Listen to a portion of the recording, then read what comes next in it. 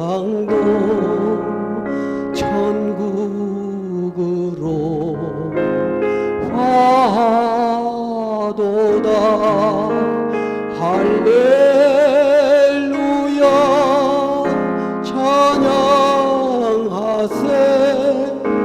내 모든 죄 사함 받고 주 예수와 동행하니 그 어디나 하늘나라.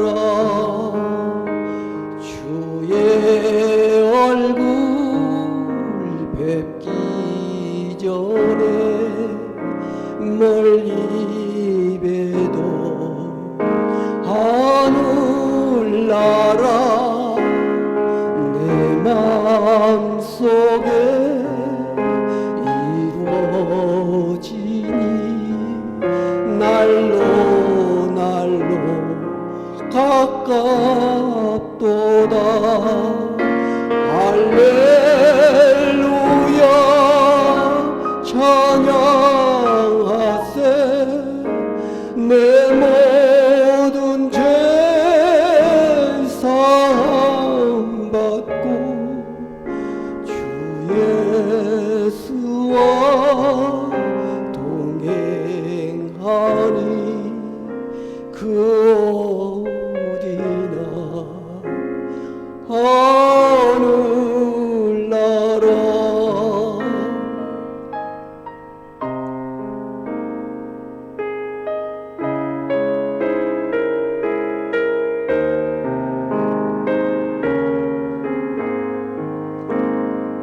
높은 산이 거친 들이 초막이나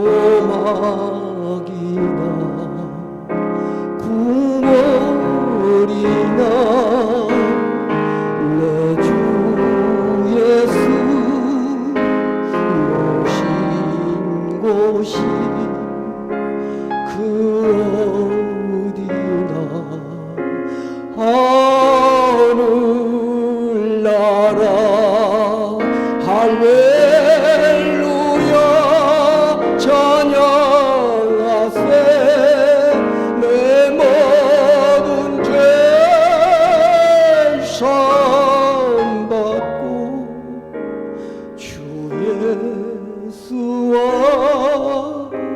동행하니 그 어디나 하늘나라.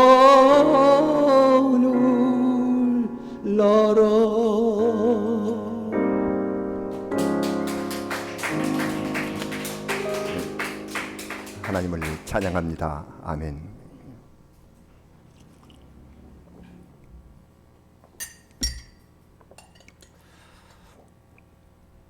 오늘의 성경 말씀은 민족에 대하여 우리에게 말씀을 주시고 있습니다. 여러분, 민족이란 무엇입니까? 일정한 지역에서 오랫동안 같이 살면서 언어가 같고 풍습이 같고 그리고 역사와 문화를 함께하는 동질적 집단을 가리키는 말이 민족입니다. 우리는 한민족이라고 해서 같은 한국어를 쓰고 문화적 동질성을 지닌 사람들이죠. 평소에는 같은 민족이라는 것의 중요성을 별로 느끼지 못하다가도 그러다가도 외국에 나가거나 다른 민족과의 대립관계에 서게 되면 민족의식이라는 자각이 아주 강렬하게 작용하는 것을 경험하게 됩니다. 지난 주간까지 열렸던 올림픽 경기를 시청하는 동안에도 이런 의식이 분출합니다. 우리나라 선수나 한국팀만 나오면 어떤 종목이든지 관계없이 소리를 치면서 응원을 하게 됩니다. 우리가 그 선수를 언제 봤다고. 그러면서 함께 가슴을 조이면서 그의 승리를 나의 일처럼 기뻐하고 패배에 눈물 짓습니다. 왜? 이유는 단 하나, 같은 민족이기 때문입니다. 민족이라는 이름은 이토록 뜨거운 결속력을 갖고 있습니다. 그러면 우리 성도님들, 이 세상에는 몇 개의 민족이 있는 줄 아십니까? 민족의 숫자는 국가의 숫자와 일치하지 않습니다. 우리나라처럼 같은 민족이면서도 나라가 갈라져 있기도 하고요. 중국처럼 50여 개의 소수민족이 하나의 나라 속에 들어있기도 합니다. 미국 같은 합중국, 곧 유나이티드 스테이츠, 거기는 합성 국가로서 인종까지도 아예 다릅니다. 현재 세계에는 253개의 나라가 있다고 해요. 우리가 이름도 모르는 작은 나라도 많습니다. 그 253개 나라 가운데 이번 올림픽에 출전한 나라가 205개 나라들이군요. 보니까 생소한 이름이 얼마나 많든지. 나우루, 키리바시, 성도님들은 그 나라들 아십니까? 저도 처음 한 나라들입니다. 나우루, 키리바시, 찾아보니 남태평양에 있는 작은 섬나라.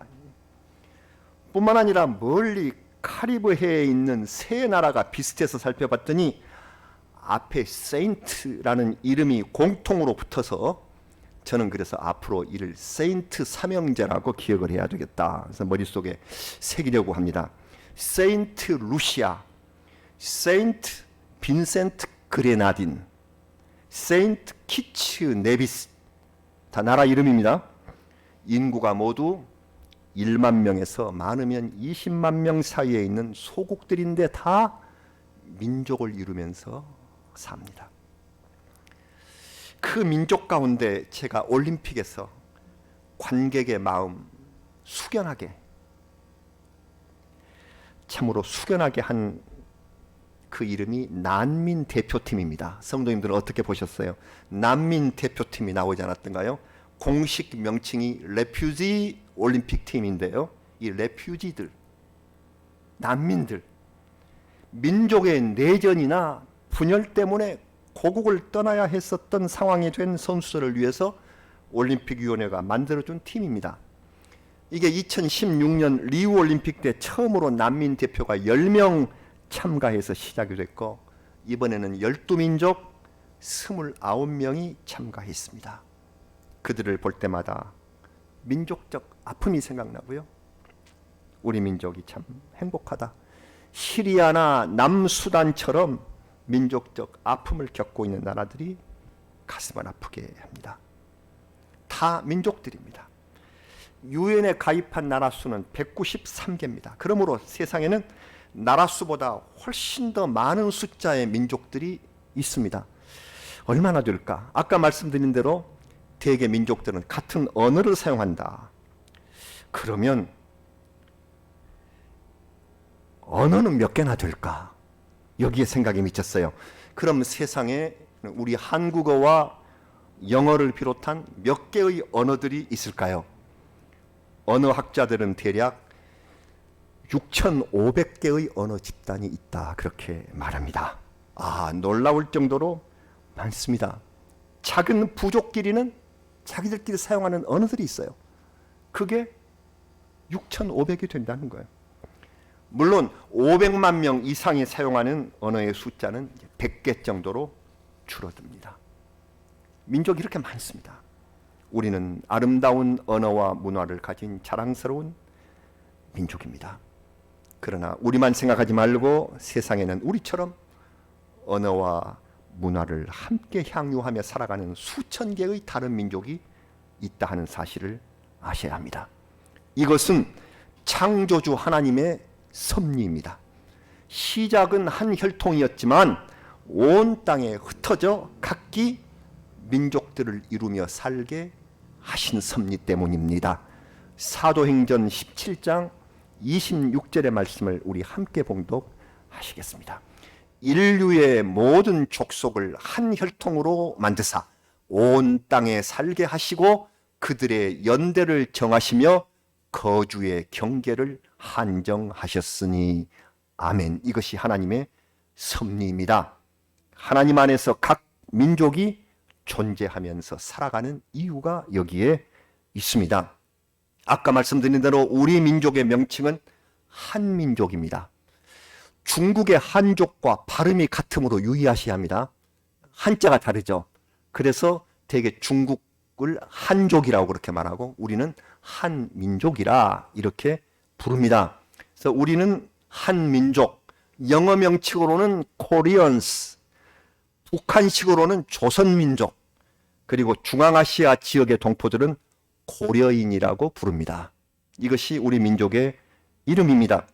전통적으로 한반도를 중심으로 해서 위로는 만주 지역의 일부, 아래로는 제주도에 이르는 반도에 속한 섬들을 한데 묶어 같은 언어와 풍습으로 오랫동안 하나의 문화 공동체를 이루어 왔습니다.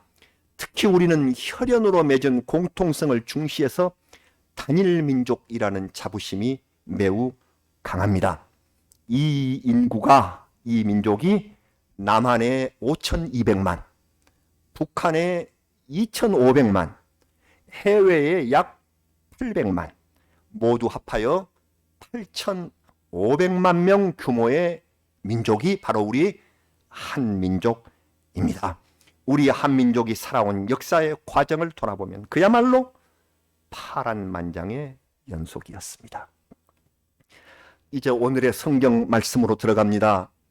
시편 67편 짧은 이 말씀은 다윗의 시가 아니고 하나님의 뜻과 세계의 앞날을 거시적으로 보는 어떤 신앙 깊은 시인에 의해서 쓰여진 선교적인 찬양 시입니다.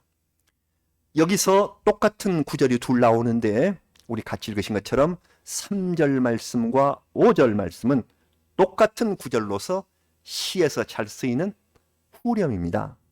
후렴입니다.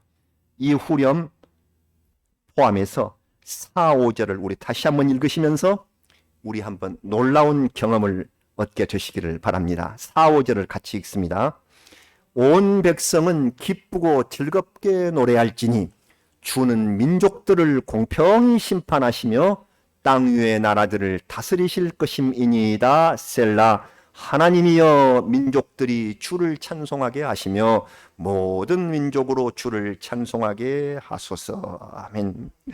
민족들을 공평히 심판하신다는 것은 하나님께서 온 세상 어떤 민족을 특히 구별하지 않고 차별하시지 않고 평등하게 다스리실 것이라는 것을 우리에게 알려주십니다. 이것이 왜 우리를 놀라게 할까요? 제가 놀라실 거라고 하는데 왜 놀라게 할까요? 잘 아시는 바와 같이 이스라엘 사람, 곧 유대인의 민족의식은 세상에 유례가 없을 정도로 대단합니다. 그들의 선민의식, 하나님께서 우리만 사랑하신다 하는 그러한 민족의식이 대단하죠. 그들의 민족은 아브라함과 이삭을 거쳐서 야곱에 이르러 12지파로 구성이 됐습니다. 야곱의 믿음을 보신 하나님께서 천사를 통해서 직접 그 민족의 이름까지 지어주셨습니다. 잘 아시는 창세기 32장 28절을 제가 읽을게요. 이렇습니다. 그가 이르되 내 이름을 다시는 야곱이라 부를 것이 아니요 이스라엘이라 부를 것이니 이는 내가 하나님과 및 사람들과 겨루어 이겼음이니라. 여러분 이스라엘이란 말의 뜻을 아시죠? 하나님과 겨루어 이겼다. 세상에 이런 이름이 어디 있어요? 최고의 이름. 하나님과 더불어 겨루어 이겼다. 이 굉장한 의미의 이름을 직접 받은 그 민족의 기쁨은 이루 형언할 수가 없었어요.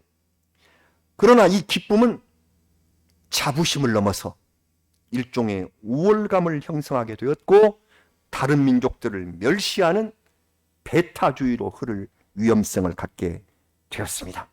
하나님은 세상에 많은 민족을 두시면서 하나의 민족이 맹목적인 애국심과 애족심을 가지고서 폐쇄적인 태도로 나가시는 것을 경계하셨습니다. 너희만이 아니다. 모든 민족을 공평히 내가 다스리겠다. 공평하게 심판하시겠다. 그러면서 모든 민족이 지금도 이 땅에 있는 수천 개의 민족들이 주님을 찬송하기를 바라셨습니다. 이것이 하나님의 뜻입니다. 이스라엘은 다른 민족보다 먼저 하나님을 알았기 때문에 그 하나님의 구원의 소식을 다른 민족에게 전해야 할 책임을 갖게 된 민족입니다. 먼저 알았습니다. 먼저 사랑하셨으므로 모든 민족에게 알리라.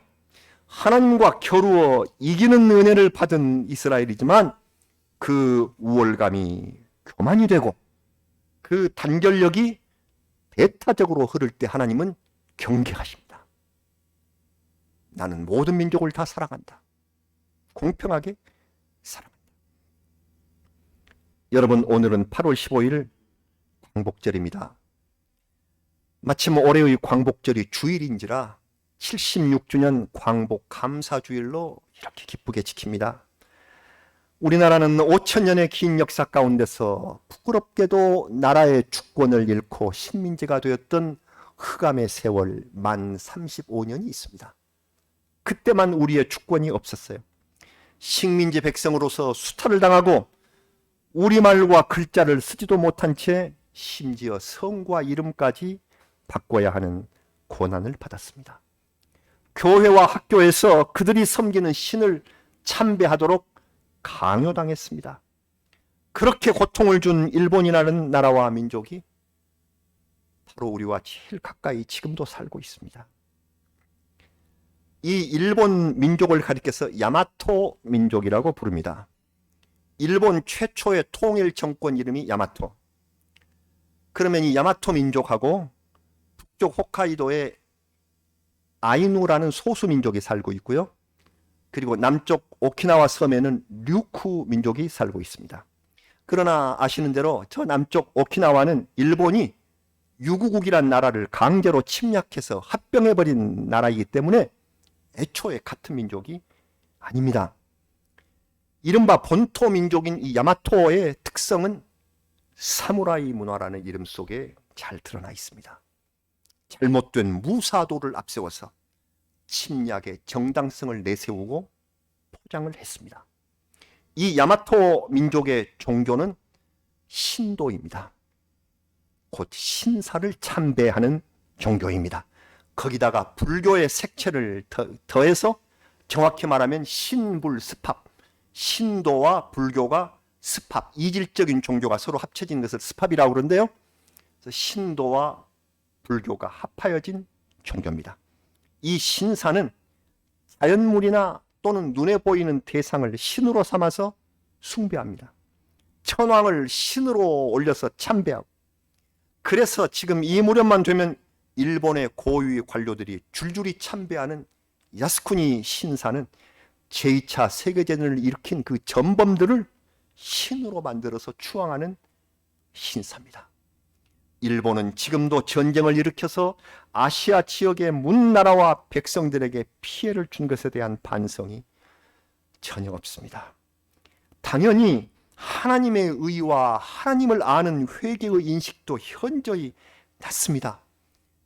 일본의 기독교 전파 시기는 우리나라보다 훨씬 더 빨랐지만 현재 일본의 기독교인 숫자는 일본 인구 1억 2천만 가운데 겨우 60만, 1%도 못 됩니다.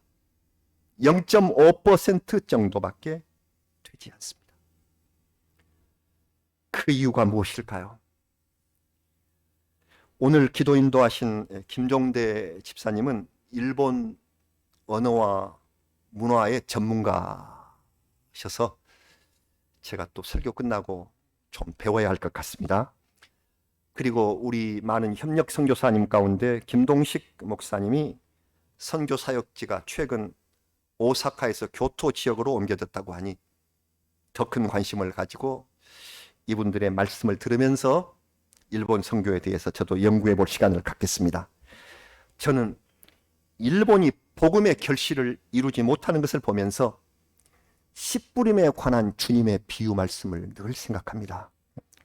마태복음 13장 19절에 예수님 말씀입니다. 아무나 천국 말씀을 듣고 깨닫지 못할 때는 악한 자가 와서 그 마음에 뿌려진 것을 빼앗나니 이는 곧 길가에 뿌려진 자다. 복음의 씨를 뿌리는데 길가에, 시덤풀에, 옥토에 각각 다 달리 떨어집니다. 일본이 길가에 떨어진 씨다.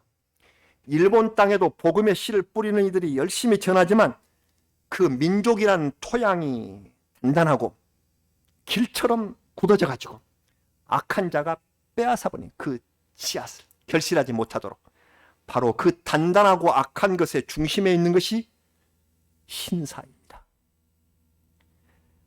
태양으로부터 시작해서 산이나 자연물도 섬기고 또 사람들도 필요에 따라서 신으로 모셔서 아까 말씀드린 것처럼 천황도 신이요, 도쿠가와 이에야스의 신사도 있고요, 세계 대전의 전범의 주역인 도조 히데키까지 신으로 모시는 그들의 신사. 그렇기 때문에 그들의 마음은 그리스도의 복음이란 일종의 지식이고 그리고 서양 문물 정도로 여깁니다. 이 민족성이 움직이지를 않아요. 그래서 하나님의 의가 설 자리가 없습니다. 오늘 같은 8월 15일 그들이 많이 회개해야 될 날이지만 그들은 이날을 종전기념일이라 그렇게 말하고 정치 세력들은 야스쿠니 신사에 가서 참배합니다. 그래서 새 군국주의의 부활을 외칩니다. 그러면 다수 백성들이 지지를 보냅니다. 광복절은 그래서 우리 민족의 마음을 더욱 아프게 하고 일본과 더 높은 담을 쌓게 만드는 날이 되어버렸습니다. 성도 여러분, 그러나 우리 민족은 일본과 달라야 합니다. 왜? 우리는 이 긴 역사 동안 다른 나라와 민족을 한 번도 침략해 본 적이 없는 민족입니다. 가난하고 작은 나라, 그나마 외세에 의하여 남북으로 갈려서 전쟁까지 치렀지만 이제는 세계의 경쟁력을 떨치는 부강한 나라가 되었습니다. 그 부강한 나라가 된 근원에는 하나님을 섬기는 믿음의 국가가 됐고 온 세상에 복음을 전하는 선교의 중심지로 우뚝 섰습니다. 하나님의 은혜의 결실입니다. 옛날 이스라엘은 적이 많아서 주변 민족들과 끝없는 전쟁을 이어갔습니다. 그리고 나중에 이스라엘은 큰 강대국에 점령당하죠. 그러나 그때 이사야 선지자는 이스라엘의 미래를 이렇게 예언을 합니다.